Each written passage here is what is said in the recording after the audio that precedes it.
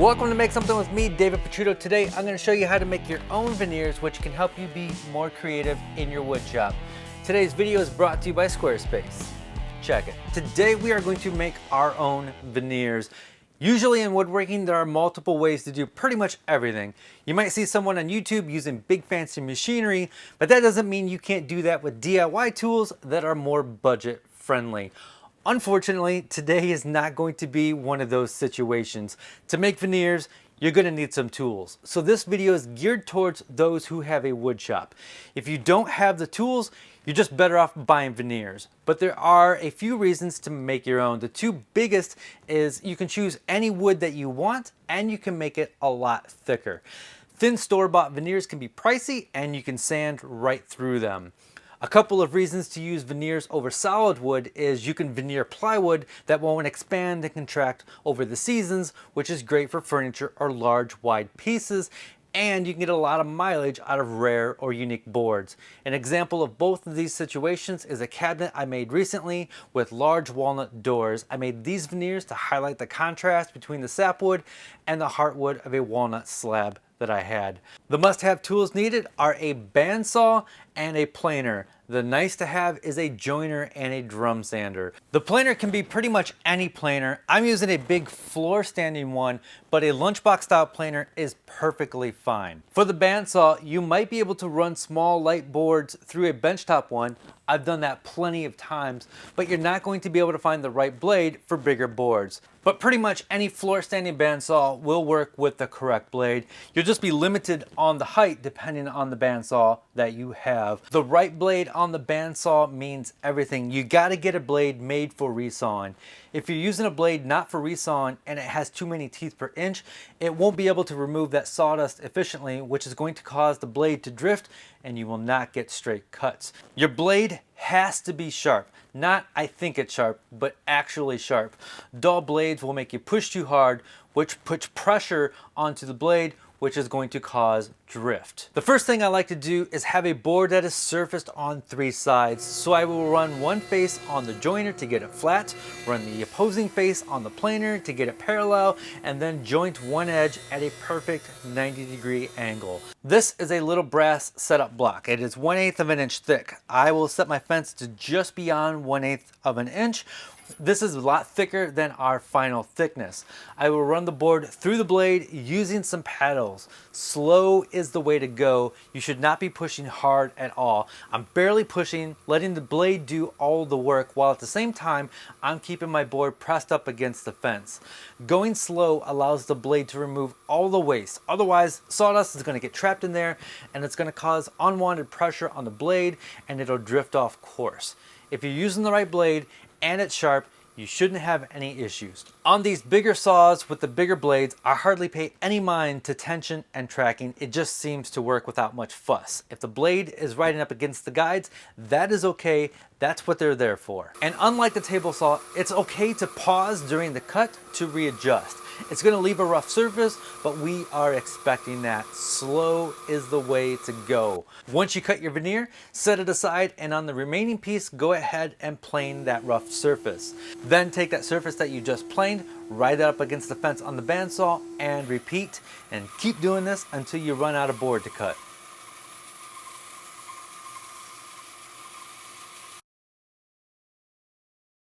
So now all of our veneers have one smooth side and one rough side, and we're going to run that rough side through the planer.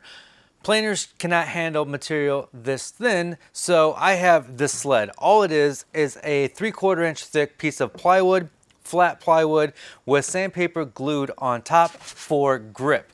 And then I can take my veneer, throw it on here, and run this through the planer.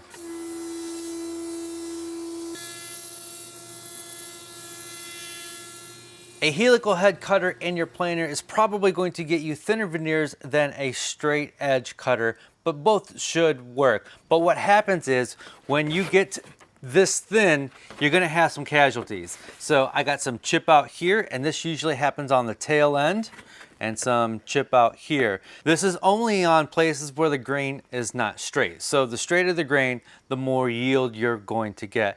I do this knowing that I am going to have a little bit of waste. So I went as low as I could go before it started to chip out. And as you can see, we are below 1/16 of an inch. That is pretty good. That's pretty good. You can call it quits right here and have some nice thick veneers.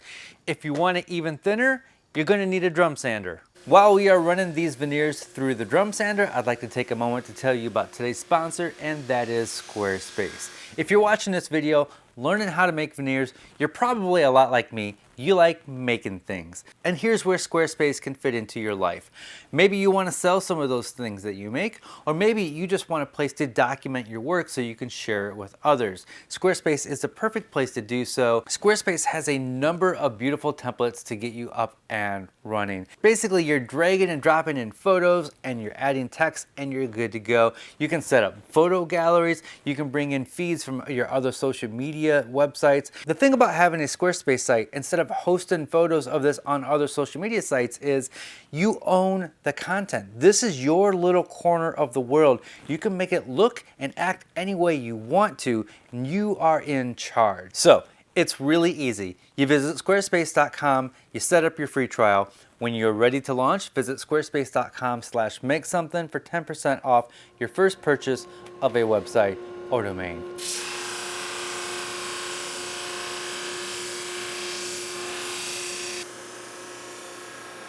That is it. I got 5 sheets out of that one board. Like I mentioned, you don't have to have a drum sander, but it definitely is a nice to have. You can get it down a little bit thinner, plus you get a nice smooth edge on both sides. So when it comes time to veneer your board, you're gonna wanna veneer both sides. So make a little sandwich. If you only veneer one side, that wet glue is going to cause it to potato chip. So gluing both sides at the same time is going to eliminate that. The reason I made some veneers is because I'm working on a special fun project, and I am not veneering something, I'm actually making solid walnut plywood for a special project. So I'm gonna have one veneer go this way, one veneer go this way, and then one veneer go this way, and so on. And I am going to have a solid walnut sheet of plywood. Typically, I wouldn't do that, but this is a special project. It should be the next video. It's pretty fun. If it works out. It's one of those things like it could totally not work. And if it doesn't work, I'll show you anyways. I could make a 10-minute video of me doing this and I would have a great time. So that is going to wrap it up. Thank you for watching. If you got some good tips today, hit that thumbs up. Don't forget to subscribe. We'll see you next week with a brand new project. As always, be safe, have fun, stay passionate, and veneer something. Make something.